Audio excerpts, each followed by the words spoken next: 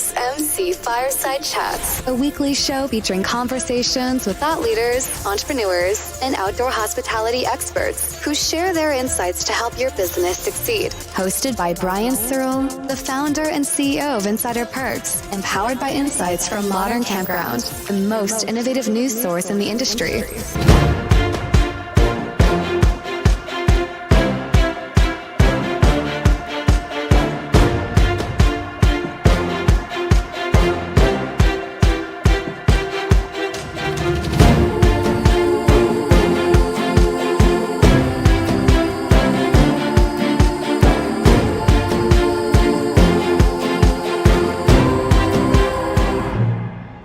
Welcome, everybody, to another episode of MC Fireside Chats. My name is Brian Searl with AccessParks. Super excited to be here with all of you for our fourth week kind of recurring RV industry outdoor recreation focused episode. I think it's our first one of this year, in January, for you guys being on the show. So talk a little bit about some of your expectations for the years and things like that. We've got Susan Carpenter, one of our recurring guests from the RV Women's Alliance, as well as Phil Ingrassia from the RVDA. We're missing Eleanore today. She's in some meetings, and I guess Shane is not showing up either, so hopefully he'll be able to join us. And then we got Luke Chippindale all the way from Australia. It is very late there, right? Early, 5 a.m. Early, okay, all right. Very early there. Well, thank you for being here. I really appreciate it. We'll try to talk to you first, and then you can just bail if you want, right? So, but welcome, Luke. So let's just go around and briefly we'll introduce ourselves. For those of you who don't know, obviously we can start with Luke since you're your first show, and then we can do Susan and Phil. Yeah, thanks for having me. It's great to be here. So, look, I largely cover off our government relations, so that sees me spend a lot of time in our nation's capital, which is Canberra. So, working with federal politicians to effectively really elevate the voice of the caravanning industry within Australia. So we've been going reasonably well of late, and it's really trying to keep that momentum going, particularly from a political standpoint as well. I'm definitely interested in talking to you about that because we've had people on the show here, right, in the United States, and I say here, but in the United States and Canada, specifically, who deal with government relations and lobbying and their efforts to get legislation passed and bring, pieces of legislation to, otherwise wouldn't receive attention, right? And so I'm very interested to see what the synergies are between what you're dealing with, what we're dealing with, and that kind of stuff. So I think that'd be a really interesting discussion. Phil? Hi, I'm Phil Ingrassia. I'm president of the RV Dealers Association of the U.S. We represent all the travel trailers and motorhome dealers across the country, and looking forward to an improving year in 2024. Does RVDA have an Australia branch? No, I believe that we've met with Stuart Lamont and some of the folks over there, and they kind of have an association that represents the entire industry. Okay. Where in the U.S. and Canada, there are separate dealer and manufacturer groups. Gotcha. Okay. Susan, welcome back. Thank you. Happy to be here. My name is Susan Carpenter, and I am president of the RV Women's Alliance. We are actually worldwide now because we have members in Canada, we have members in Australia, where you are, Luke, and that's my volunteer job, basically. And then I also work for an injection molding company called B&B Molders. So, now when you say worldwide, who's in Ireland?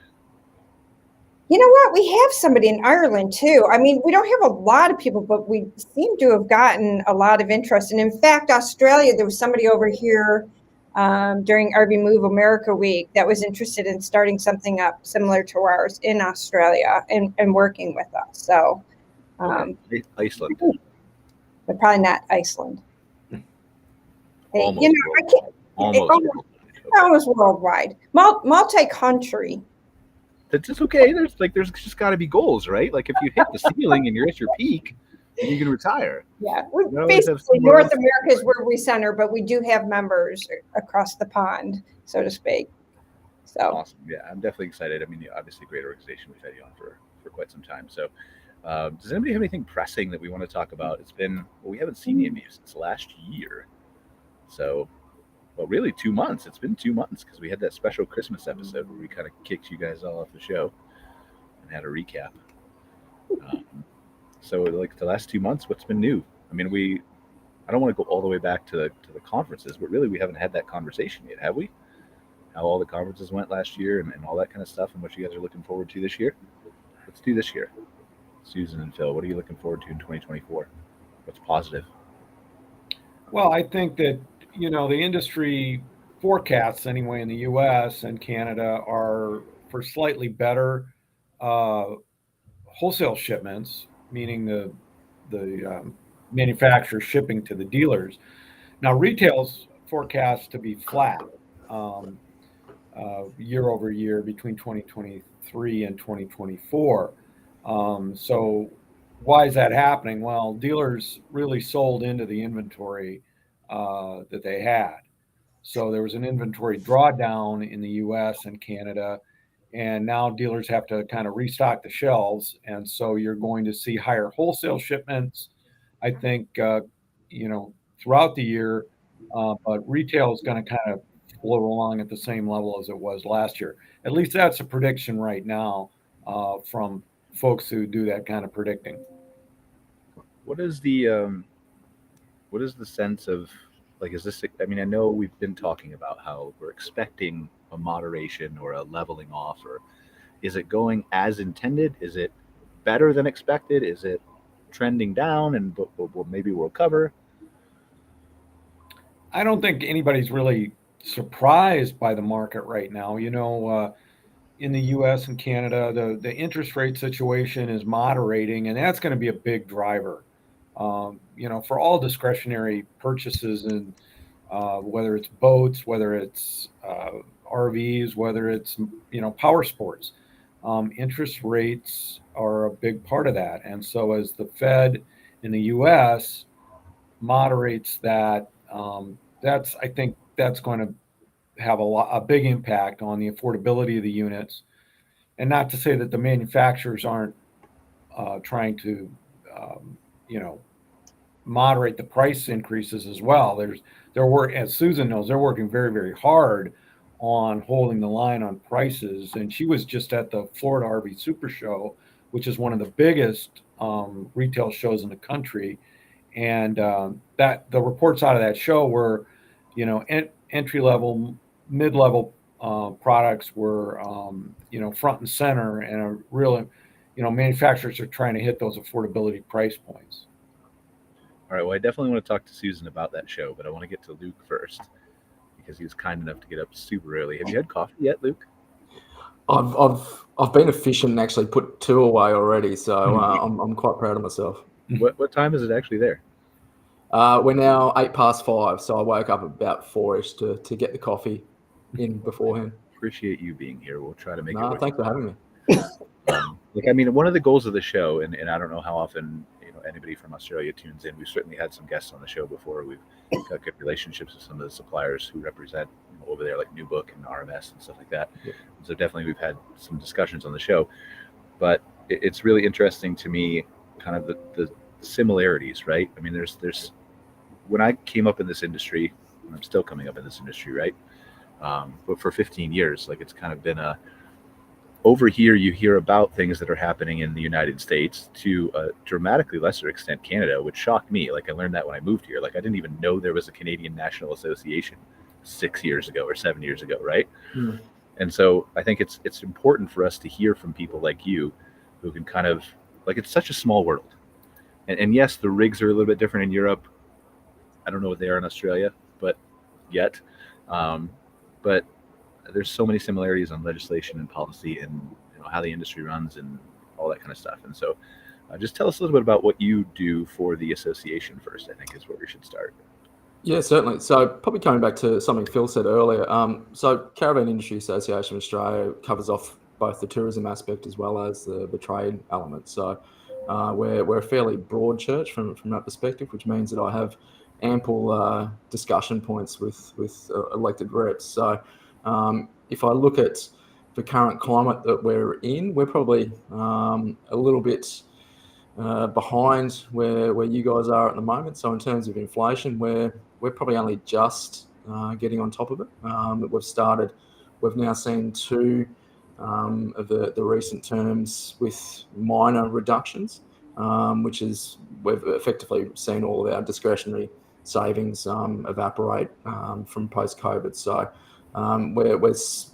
it's taking us a little while. From an economic perspective, we're effectively going into a little bit of a slowdown. Our inflation rate hasn't come down as quickly as the Reserve would like, which means that it's probably going to end up with a longer tail than what you've experienced. So that obviously has a bit of a flow on to the market.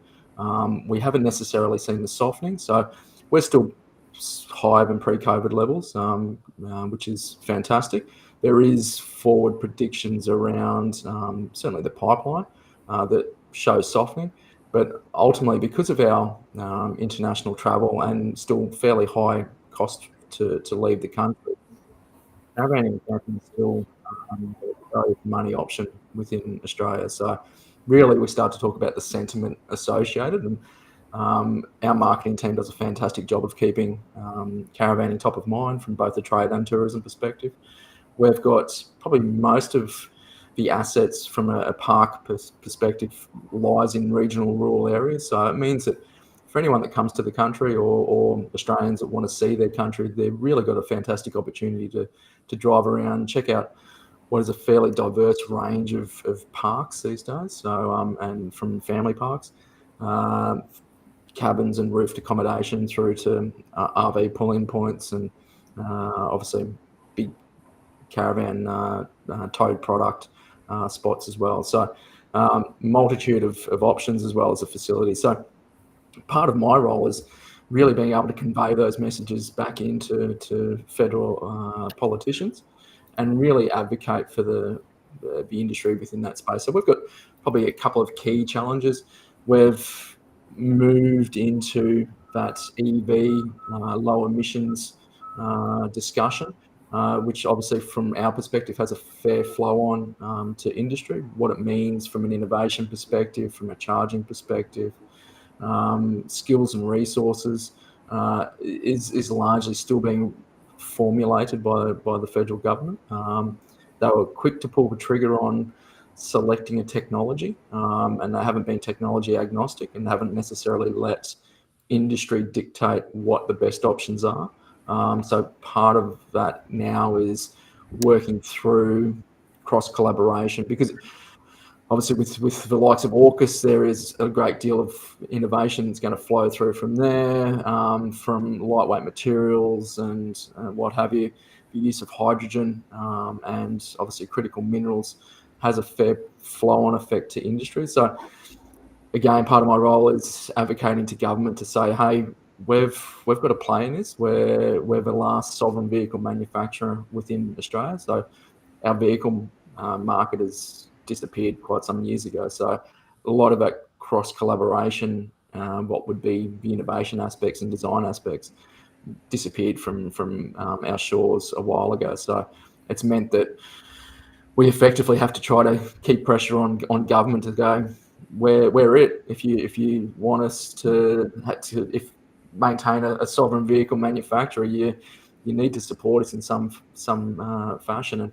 And we represent close to 900 trade elements across the sector. I think there's 2,600 caravan parks across the country, if not more. So we're a $27 billion industry within Australia. So it's not insurmountable, and it's keeping us top of mind when it comes to any policy or legislation that's brought about. All right, so I have a couple questions for you. And Phil, please, and Susan, jump in anytime if you have questions for him as well. Just for most of our audience is obviously North America, United States, and Canada. We're expanding slowly, right? Like Modern Campground covers the whole world, but I think it's fair to say that most of our audience is over here. So for those of you who aren't, for those of our audience, which is most, who aren't as familiar with the Australian, New Zealand, it's Australia, New Zealand you represent, or just Australia? Just Australia. We're closely aligned to New Zealand, but we represent just Australia. Okay. So for Australia, if you look back 5 years, fill us in on some of the most important policy victories that you guys have had. That's a great question. So one of probably the most recent one, we were fortunate to advocate to government for a significant injection of $10 million, which in the scheme of things, it sounds great, but in the scheme of things, probably didn't do too much. It was a bit of a drop in the ocean in terms of really being able to highlight infrastructure changes within caravan parks. So we've seen the recognition by federal government now that the industry matters and the industry is relevant. So from that perspective, that was one of the key parts to start seeing more accessible elements to caravan parks. And then from that, safety within Australia is really paramount. So whether that be safety from a vehicle perspective, towing perspective, regulatory. So from us, with COVID coming into play, it meant there was a paradigm shift within the market. Probably my Stuart would probably say close to 10 years ago, he's been advocating for the likes of a Road Vehicle Safety Act, which really started to talk about the minimum standard of design elements. That took a long time to advocate for. It took a long time for government to understand why an industry would be asking for greater compliance and greater oversight into it. That finally came into fruition July last year, which saw manufacturers having to meet a design standard underneath the federal government's policy and regulatory protection. So it meant that there was effectively the Department of Infrastructure and Transport would run compliance as well as just us doing it, and we would. There's no necessarily powers associated with the compliance checks that we do. It shows. So this had a level of enforceability to it, which was fantastic. I start to probably move away from what the feds have done and what the market has done. Over the last 10 years, we've seen a significant increase in capital from whether it be the likes of superannuation funds or private enterprise into parks and into the industry itself. They've recognised what the industry means for domestic tourism, coupled with also the vehicle elements, so vehicle manufacturing. So it's meant that our offering of product has increased significantly. Do we know what type of bird that is? It sounds cool.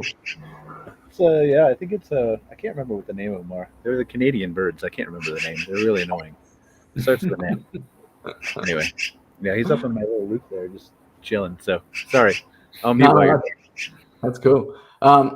So yeah, from we've had probably minor policy wins. So we've had injections of defibrillators. So we've advocated to the federal government to ask for effectively the input of defibrillators. It's early, forgive me, getting words out, into caravan parks. And that surprisingly enough has seen quite a significant, probably safety net's probably too strong a word, but there has definitely been instances within the tens of where people have had an incident at a park and there's been a defibrillator on hand to have them, kick-started back into normality, for want of a better term. So there's minor policy wins through to those major ones as we go along. So as you look forward, and again, Phil and Susan, if you'd like to pop in, please do, so I don't have to talk more, because nobody likes when I talk. If you look ahead, right, the same flip question, if you look ahead to the next 5 years, what are your kind of major priorities that you'd love to see as wins? That's a great question. So we're probably similar to conversations that are probably happening in many sectors. We're still looking to see what that baseline looks like, what the new norm looks like. So for us, it's understanding where that's going to land. From a federal government perspective, we've worked hard over the last probably 18 months, 2 years to get probably a more recognised advocacy and policy discussion within Australian Parliament House. We've been fortunate enough to have that happen with what is called the Parliamentary Friends of Caravanning Group. So that effectively means that we have 3 locked-in meetings per year at Parliament House, which sees effectively bipartisan support for caravanning and the discussion around critical policy points for caravanning. We're still recovering from COVID in as much as skills and resources are still quite thin on the ground. So because we're so reliant upon a set workforce, it becomes challenging when we have distribution of people across the country that don't necessarily want to do what they were doing prior to the pandemic. So being able to upskill again. So we've got park managers, so we've got people being able to repair caravans, people being able to understand what it is to work within a caravan sector is tremendously important. And that's probably one of our key parts. We've, ironically enough, just put in our federal budget pre-submission this morning to talk about where we're looking at over the next sort of 3 to 5 years. And really some of those key priorities are around ensuring that domestic tourism, as international flights capacity start to pick up again, we start to see the decrease in prices, people opting for more international travel and forgetting about their backyard. That's ultimately for us is ensuring that we maintain top of mind from a government perspective that you can't ignore domestic tourism. You need to ensure that we embrace people visiting our country. The economic ramifications around lack of regional dispersal is quite dire, without overstating it. I mean, there are a number of towns and regions across the country that are heavily reliant upon drive tourism and the economic stimulus that provides. So if government was to turn away from that or not support it as much as we would like, it has a significant flow-on effect.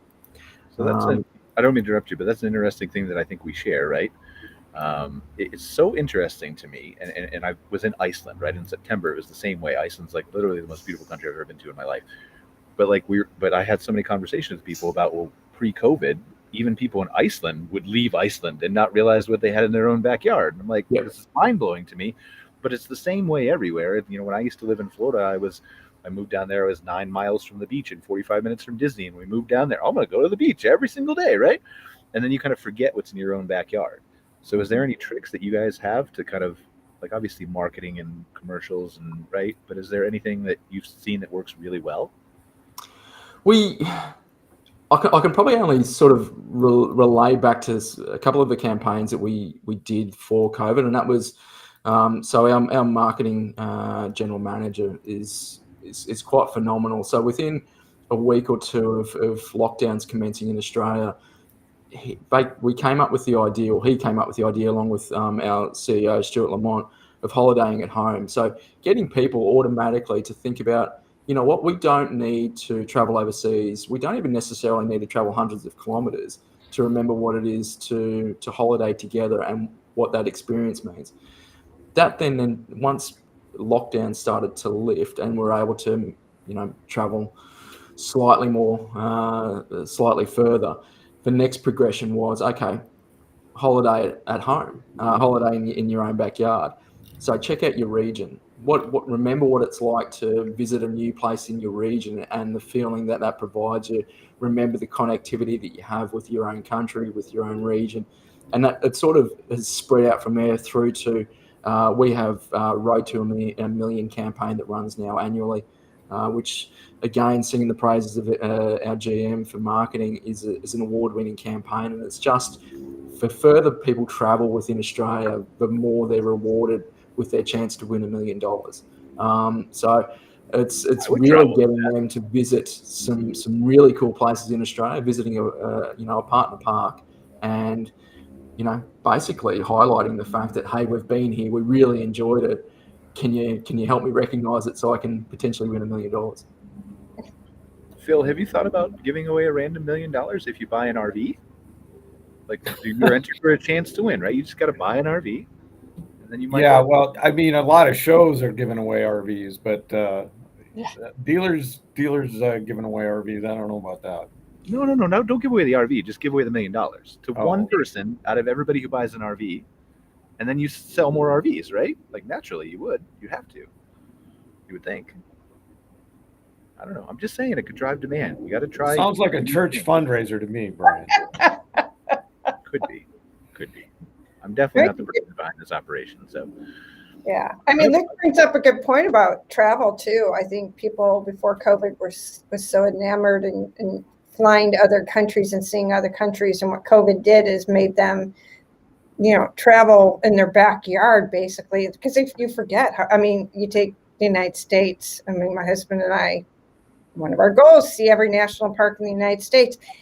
And it's incredible. I mean, it really is. I don't think people really realize what your own country has as resources because you just don't think about it, right? Yeah. So it just kind of, and I think there's quite a few people that said, well, you know what? I don't think we need to travel international considering what we have here, and are very slow to go back to that kind of tourism.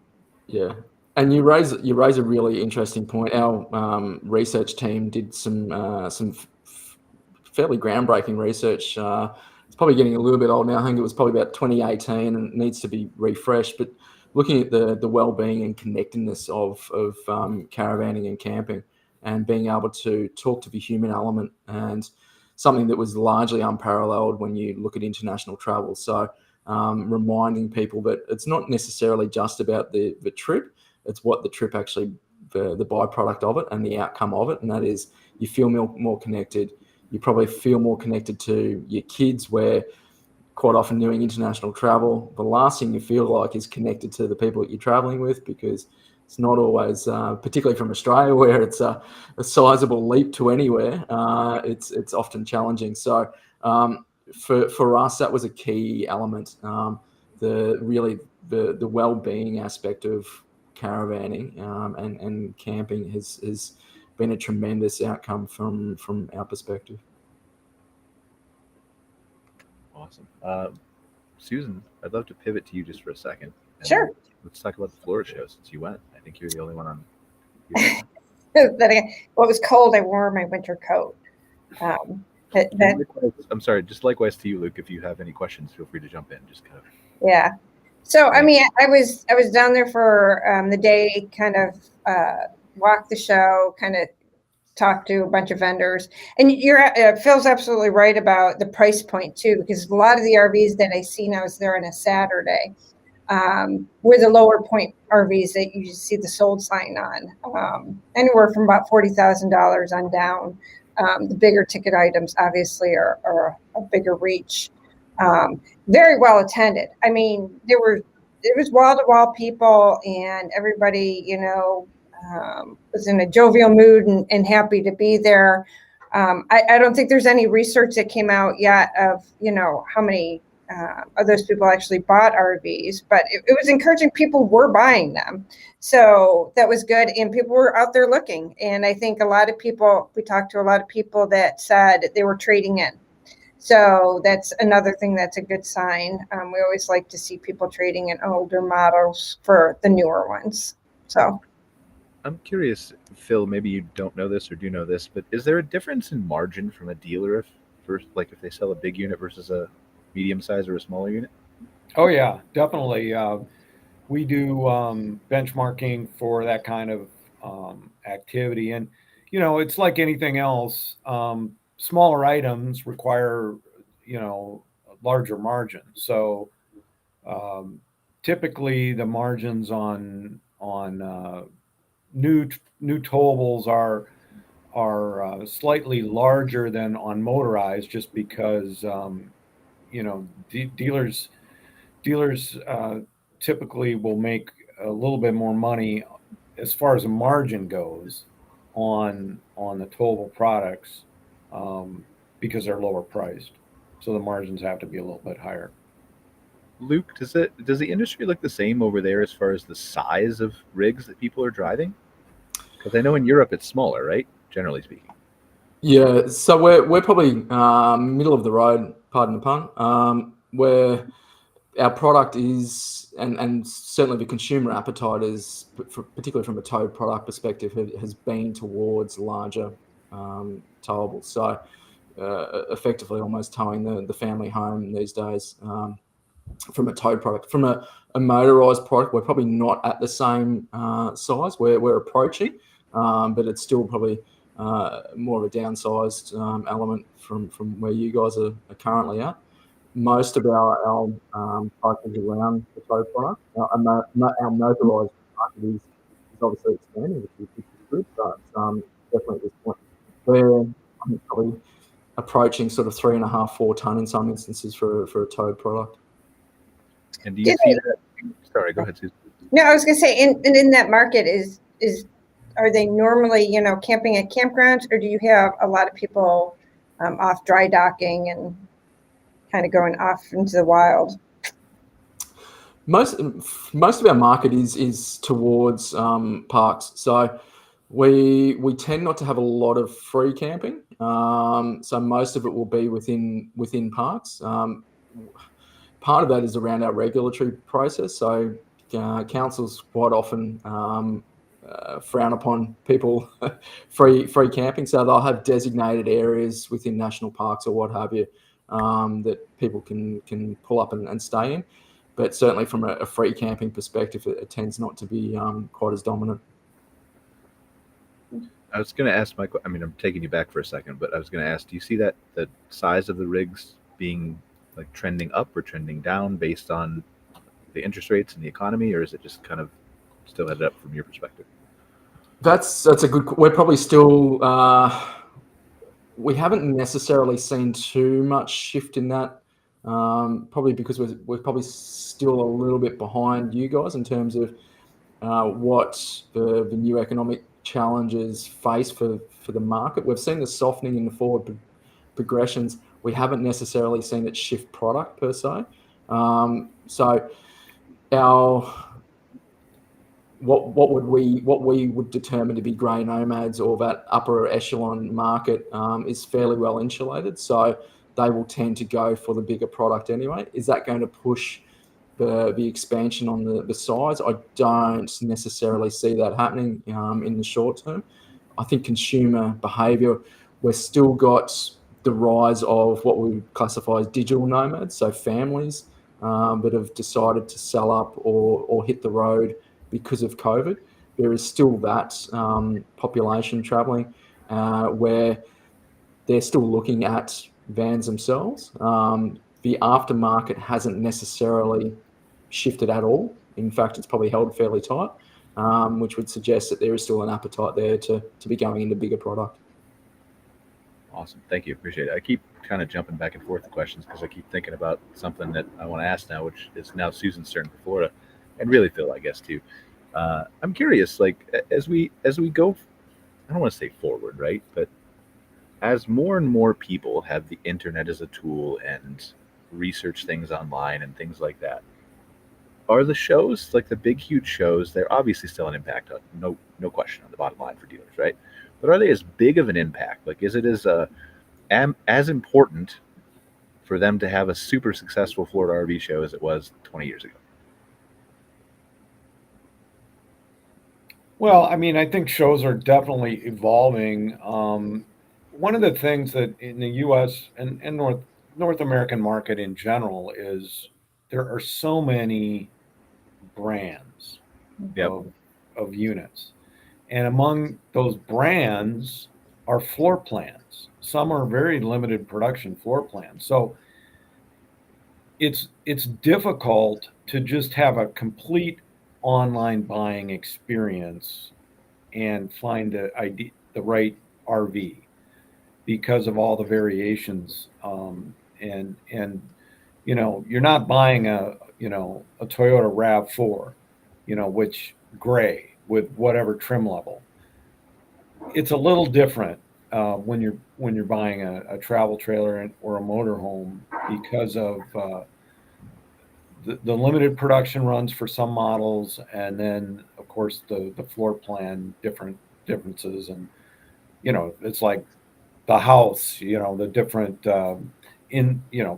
interior treatments of everything from the couches to curtains or whatever. So while there certainly is a lot more online shopping and people are using it to price out and what dealerships they might want to visit, where typically they might go to 5 or 6 dealerships. Maybe they're only going to go to 2 now. Okay. Because they've already done a lot of the pre-work online, but still people do want to go in. Oh, for sure. Absolutely. Fit that unit. They may narrow it down considering what they're looking for. Are they looking for, bunk beds and your toy hauler? You can do that. But I think these big shows like the Tampa and PRVCA and the Texas ones and the ones across the country are important because, like Phil said, it's not like a car where you kind of know, and you go in, there's limited trim models. You go in, it's like buying a house on wheels, basically. Colors are different, even though the floor plan, it looks like the floor plan you want the minute you walk in, it's different, there again, it's the color. How is it really laid out? You just can't get a feel for that online, no matter how many pictures you have. You go to the Tampa show and there's so many RVs there. It's really great. Even if you're not going to buy at that show, you could sure narrow it down to the one or a couple where then you can go to a local dealership or whatever that carries that brand and actually start the process. Yeah. So, let me clarify, I wasn't questioning the importance of the shows, right? Just more so of, if you're a dealer who has your brand there and for whatever reason you have an off year, right? Does that mean your year is unrecoverable, or are there still enough people who are coming to the individual dealers around your area that can make up for that? I guess is what I was asking. But well, show follow-up is huge. Not everybody who goes to the shows buys that, and the buying time frame for RVs can be very, very long. It just depends. It's, when you buy a car, it's coming off lease, or you're got a big mechanic bill or something like that, where that's typically not the case with the RV buyer. They can take between 3 months and a year or longer, depending. So follow-up is critical after shows, and a lot of dealers have told me they can't really judge a show for several months until all those show leads have Yep. run their course, because certainly some people are gearing up for a spring trip, or they're snowbirds and they need a unit right now, but typically it's a longer buying process than a car, because it is discretionary. Yeah, their return on investment must be good because they continue to do these shows and show up in big form. sure. Yep. Yeah. Again, I don't think, I'm sorry if I came across that way. I wasn't questioning the ROI of the shows. It's an interesting question, because as internet sales and like when you're buying a car and different things, buying habits have changed. Who doesn't buy from Amazon constantly? But anyways, just because it's easy, right? But those are just for simple things. I don't think in that atmosphere for the dealer or the retail person that's changed a lot, other than maybe some research up front. And for the dealer, like Bill said, I think, it's like advertising. You get the people out there, they meet you, they feel comfortable with you. Well, who are they going to go back to when they're ready to buy the unit?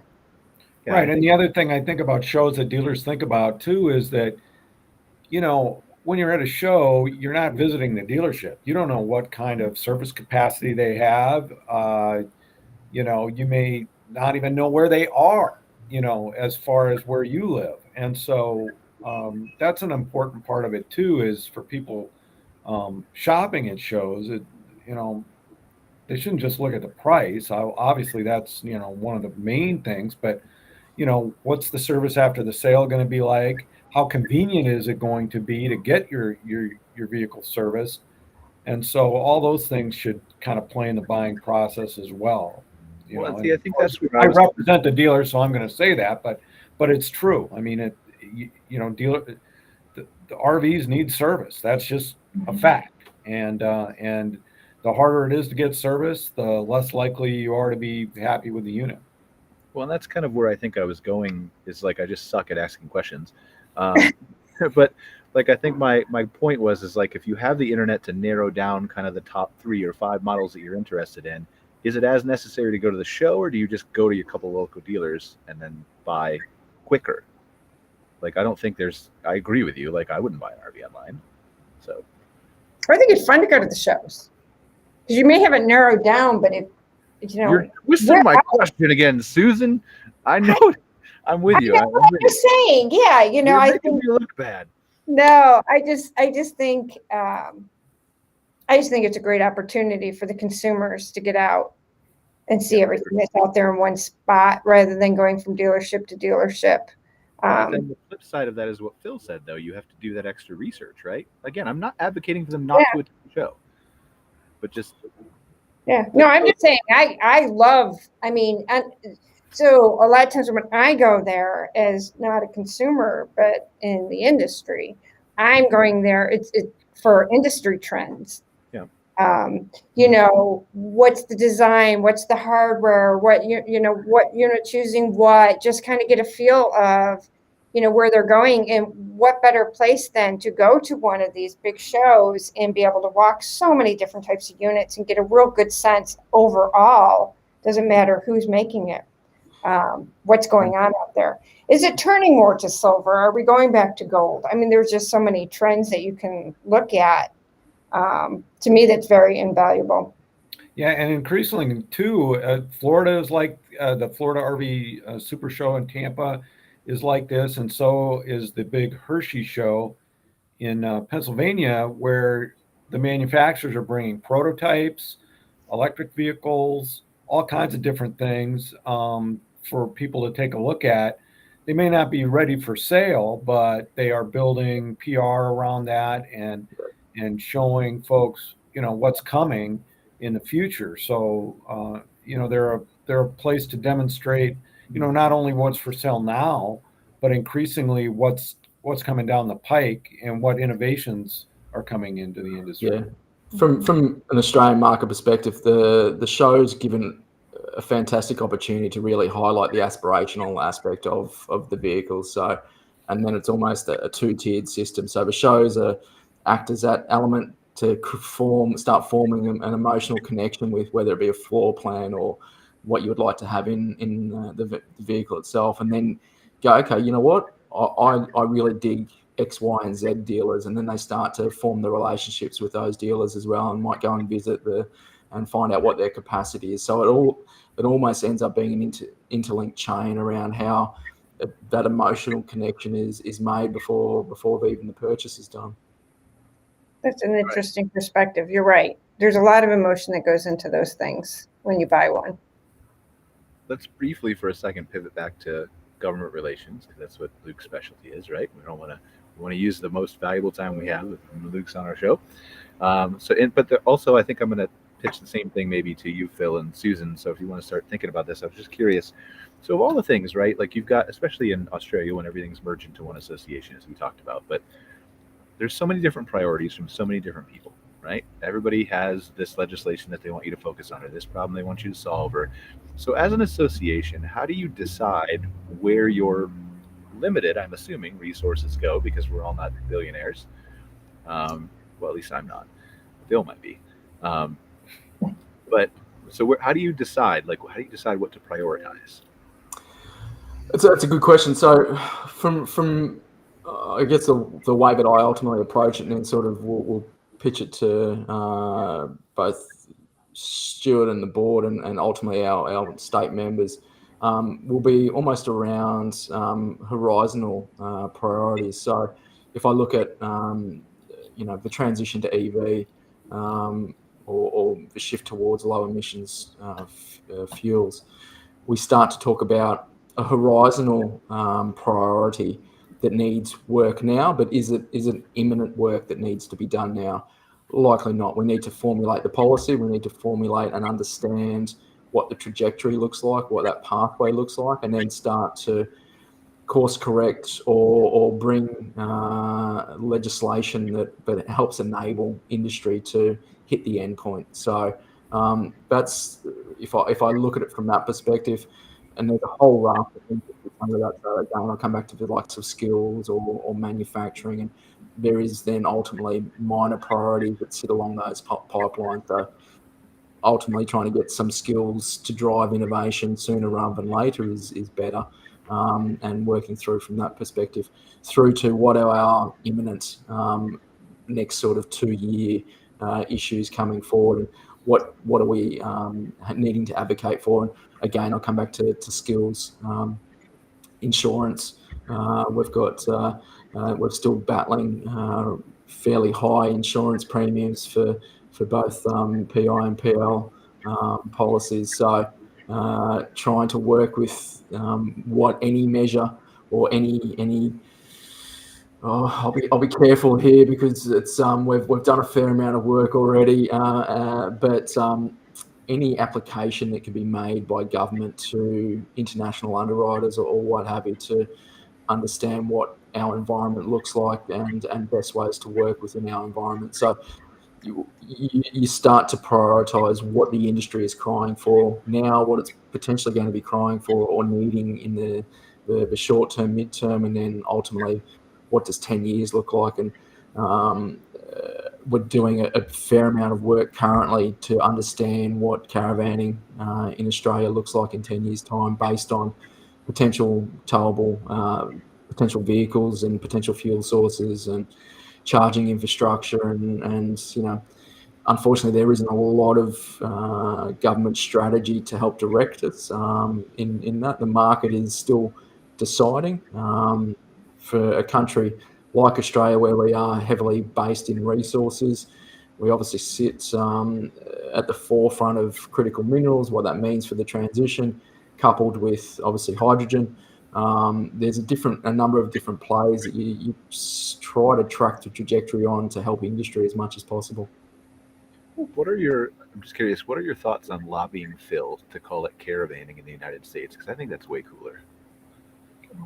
What? Like use the RVDA. I don't want to go RVing in the U.S. I want to go caravanning in the U.S. Yeah, well, yeah, that's a European that came over from Europe, I guess. I don't know, but yeah, it's always interesting, the different nomenclature, but a lot of the issues are the same. And certainly one of the biggest ones that we're going to be facing in the next 10 years is the electrification of the tow vehicle fleet, and how that's going to move forward and at what pace, and is there going to be the infrastructure to support those folks and lessen or eliminate range anxiety that's out there. And of course, in the U.S., there's a big infrastructure package that was passed by Congress, and so a lot of that is being aimed at infrastructure. But of course, how is government going to do this? I mean,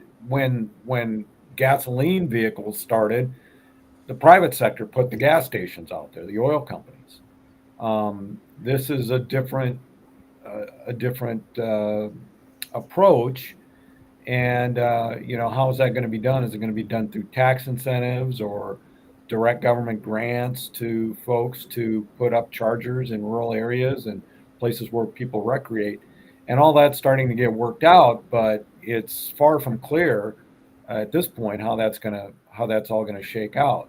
So while the automakers are talking about a shift to EV chassis, our industry's got to watch on, okay, where's the support structure for that, and what's that going to look like in the future? Do you find that, and just speaking about EV vehicles is what prompted the question in my head, but do you find as you, both of you gentlemen, are working on government relations and things like this, for the people who didn't come to you and say, like, we want you to work on EVs, let's just pick EVs for example, right? Who are either against EVs or don't believe it's going to be a big thing, or it's going to be 20 or 30 years away instead of 10 years away. Do you find that sometimes it's difficult to explain to them why that's your priority over some other things if they aren't completely on board? Just as from an association standpoint, there's there's a lot of noise about this right now. In fact, I was at a public policy forum last week in DC where you had one side talking about, look, we're going to do this. If we don't do it, China's going to come in with a cheap EV, and everybody's going to buy it, and we're going to lose a whole decade of built in America, built in the U.S. or built in North America vehicles because China's going to take the lead in EVs. And this person compared it to the 1970s in the U.S., where the Asian automakers came in and dominated by selling fuel-efficient vehicles. Okay, during the Arab oil embargo and all that time. On the other hand, you've got another side saying the government shouldn't be pushing this. This should be a market-based economy, and if people want EVs, they should buy them, but it shouldn't be the government forcing them on their buying decision. Both reasonable arguments. Yep. So as an association executive, you've got to take all the information you can and try to guide a path that's reasonable forward for your organization. Whatever happens, if it gets personal with you, that's probably not the way to go. You need to react to data and take all the information in. But when it becomes a political football, that's where it can be a real problem. So both sides have really good arguments in some respects, but you've got to kind of balance it out. Yeah, and Phil, you made a really good point, and it's an interesting from our perspective. We effectively replicate North America when it comes to our consumer behaviours. So our top 5 vehicles are light heavy, what we would call 4-wheel drives, or pickups or what have you. So the likes of the Hiluxes and we've even starting to get large scale Ford Rangers and what have you. They're our consumer products. That's what Australians like to buy. We're effectively an Asian market though. So we're reliant upon whatever Asia picks up and provides us. So we're in this weird scenario whereby the government will have to have some sort of interplay to try to open up or drive market so that we can at the very least meet consumer demand without Chinese product coming in. And when we're really susceptible to Chinese product, I mean, if we look at what imports have happened during COVID, it's been Chinese imports. So it's where it will be an interesting scenario. And again, you're having to remove your personal perspectives around it just to allow some sort of trajectory for industry to work through. I think I maybe stepped into a landmine unmistakably, but that was a great conversation anyway. But I was more so talking about, all right, now you've used the data and you've used it and you're headed in the right direction. You've decided as an association. How do you then convince the people who weren't fully on board with just using one example of many, EV this time, right, that this is the right path?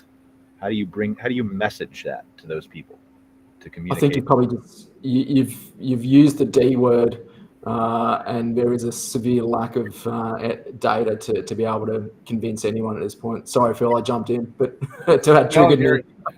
You're 100% right, and people will use the data to make whatever point they want. Yeah. For instance, here in the U.S., it was a big deal that Hertz decided to sell, 20% of their electric fleet, saying it was a high cost, hard to maintain vehicle. So that got a lot of press. EVs are bad. So people were taking that. And then on the other hand, if you dig a little deeper, well, Hertz always is turning over their rental car fleet. So they're getting rid of thousands of ICE or internal combustion engine vehicles as well. So, I mean, it's just a matter of the crystal ball is very cloudy on EVs. Yeah. The manufacturers have said they're going to make these production goals, okay? An all-electric EV market by 2035 or whatever that goal they've set. But they're cutting back Ford Lightning production and moving some of those people over to produce ICE vehicles. So, it's very, very complicated right now. And I do think that there's going to be a place for EVs, and it could open up a whole new market for people who didn't want to buy a motorhome for whatever reason because they didn't want to spend that much money on gas. So, there's probably room for both for the foreseeable future. I'm in as soon as it can drive me everywhere autonomously. That's all I want to do. I work too much. So I'll probably just add to Phil's point very quickly, particularly around data. Because of the lack of data around industry, I start to take a step back and go, how do we actually meet the numbers that are going to be required? As Phil was just saying around, vehicle productions by 2035. We can't extract enough of the minerals out of the ground quick enough to be able to meet those targets. So automatically, we're moving towards a low emissions environment. EVs will be part of that equation. Potentially, hydrogen fuel cell will be part of that equation as well. We don't know, but it comes down to the timing of it. And ultimately, at this point in time, obviously the Inflation Reduction Act is doing a fair amount to move battery production and vehicle production towards what I would classify as friendshoring or strategic manufacturing within North America. But ultimately, it means those rates are going to be hard to meet because we simply can't get the stuff out of the ground quick enough to be able to make it. All right. Well, I think that was a good discussion. I don't know if I contributed anything good to it, but we have 4 minutes left here. Do you guys have any final parting thoughts for us? Wow. I know. Just don't all talk at once. Well, it's going to warm up, so that's good. And in the U.S., I know it's summer in Australia, right? I need it to cool down, Phil. Yeah. We'll take some of your heat. Yeah, my wife is glued to the Australian Open every day right now. She's a big tennis player, so she's watching all that action.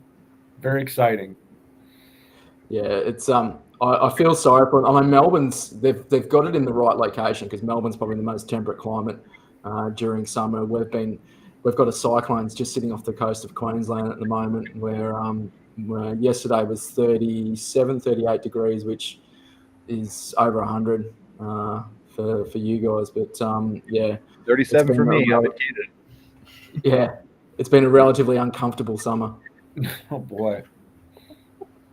Yeah, those are tough, right? Like like I live right on Alberta, BC, so we deal with both. Like it was -40 in Calgary a week and a half ago, and then in BC some days, and Alberta it'll get up to like 37, 38, 40, right? Like only give me winter any day. So, yeah.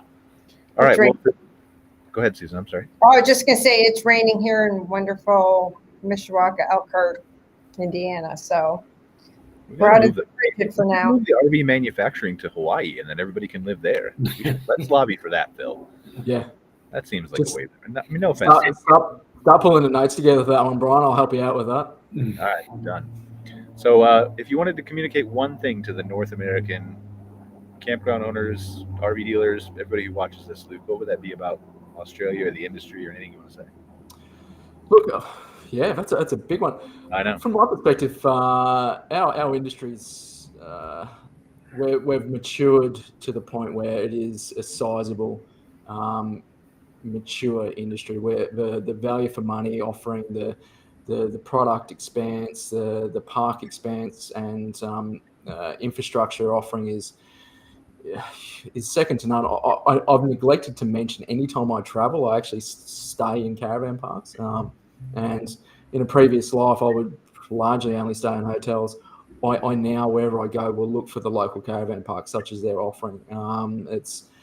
You very rarely get the type of customer experience anywhere else than you would do in a park these days.